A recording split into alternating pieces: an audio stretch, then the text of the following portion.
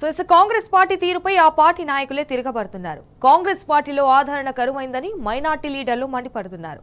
అయితే ఖమ్మం డీసీసీ సన్మాన కార్యక్రమంలో మంత్రి తుమ్మలను స్థానిక మైనార్టీ నాయకులు నిలదీశారు.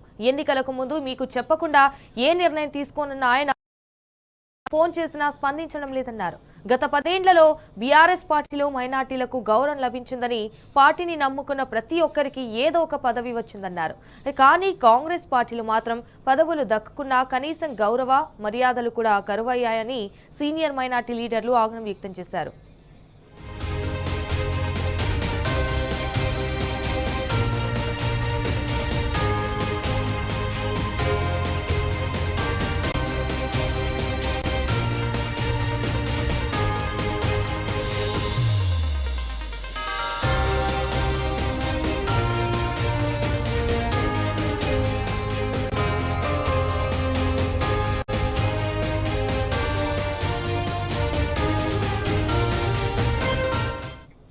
రైట్గా ఇదే విషయానికి సంబంధించి మరిన్ని డీటెయిల్స్ మా ప్రతినిధి సాంబా ఫోన్ ఇన్ ద్వారా అందిస్తారు. రైట్ సాంబా, ఇటు కాంగ్రెస్ పార్టీ తీరుపై అయితే ఆ పార్టీ నాయకులు తిరగబడుతున్నారు అన్నట్టుగా తెలుస్తోంది. So what's the updates?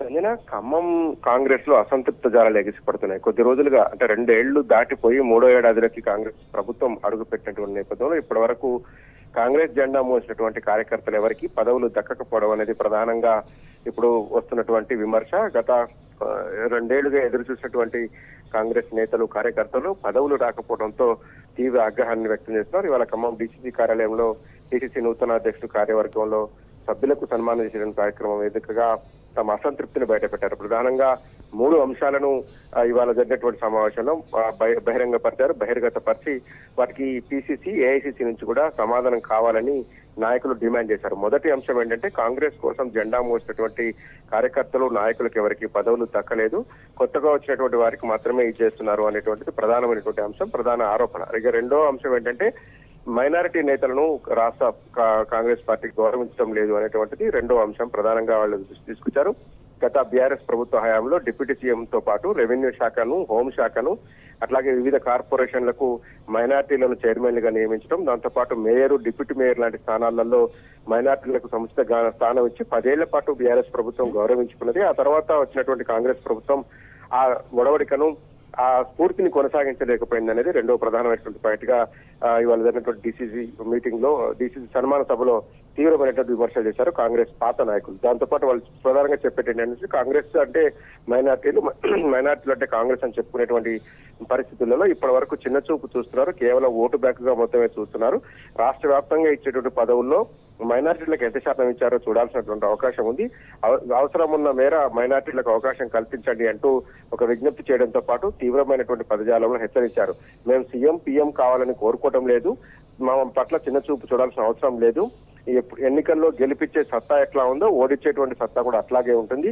ఎన్నికల ముందు అనేక మాటలు చెప్పారు, ఎన్నికలు అయిపోయిన తర్వాత ఇప్పుడు ఏం చేస్తున్నారో ప్రజలంతా గమనిస్తున్నారంటూ కూడా మైనార్టీ నాయకులు ఆగ్రహం వ్యక్తం చేశారు. గత 2 ఏళ్లుగా మైనార్టీలకు ఏం చేశారంటూ నిలదీసేటువంటి ప్రయత్నం చేశారు. తమ మైనారిటీకి సంబంధించినటువంటి ప్రజలు అట్లాగే యువత తమను ప్రశ్నిస్తుంది, ఏం సమాధానం చెప్పుకోవాలో తెలియలేకపోతున్నాం అనేటువంటిది ప్రధానంగా ఇంకో అంశాన్ని లేవనెత్తారు. ముస్లిం నేతలకు సరైన గౌరవం ఇవ్వడం లేదు, ముస్లిం నేతలకు సరైనటువంటి పదవులు కూడా దక్కటం లేదు అనేటువంటిది మరొక ఆరోపణగా చెప్తా ఉంది. దీంతో పాటు పెద్ద ఎత్తున ఆందోళన కూడా సిద్ధమవుతున్నట్టుగా కూడా నాయకులు చెప్పారు. త్వరలోనే రౌండ్ టేబుల్ సమావేశాన్ని ఏర్పాటు చేసి అఖిల పక్షాన్ని పిలిచి అందరి ముందు మైనార్టీలకు జరుగుతున్నటువంటి అన్యాయాన్ని బయటపెడతామని చెప్పి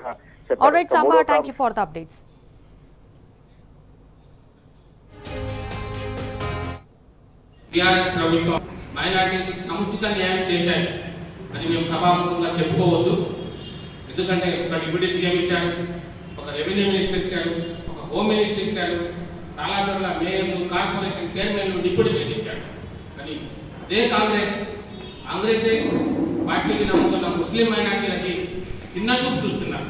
ఎలక్షన్ టైంలో ఎలా ఉన్నారు, ఎలక్షన్ తర్వాత ఎలా ఉన్నారు ప్రజలు చూస్తున్నారు. కావాల్సిన మైనార్టీ న్యాయం జరగట్లేదు. డీసీసీలో ఏ కంపెనీలో కూడా ఏ మైనార్టీ లీడర్ని ముందు పిలిచి సలహా కోసం కూడా పిలవట్లేదు. అంత మంది రాకుండా మైనార్టీలకి గెలిపించడం తెలుసు, ఓడియటం కూడా తెలుసు. క్యాంపు రాజకీయాలకు వెళ్ళాం, క్యాంపు రాజకీయాలు బంద్ చేయాలి. ఇది తుమ్మల గారు చెప్తాం అనుకుంటున్నాం. క్యాంపు రాజకీయాల్లో క్యాంపులో కూర్చొని ఒకరిద్దరిని తీసుకొని వాళ్ళే డిసైడ్ చేస్తే మేము ఎందుకు పీకడానికి గెలిపించింది. మేము నరక యాత్ర పడతాం 2 సంవత్సరాల నుండి. మిమ్మల్ని అడగండి, మీ పాత కాంగ్రెస్ వాళ్ళని అడగండి, సీనియర్లను అడగండి, నేను ఒక అడుగు ముందుకైనా అన్నారు. ఇవాళ ఒక్క మాట కూడా చెప్పట్లేదు, ఆఫీస్ నుంచి ఒక ఫోన్ కూడా రావట్లేదు. అంటే అయిపోయింది 2 సంవత్సరాలు, ఇక 3 సంవత్సరాలు మీతో మాకు పని లేదు అనే ఆలోచన ఉందా? ఆలోచన ఉంటే చెప్పండి.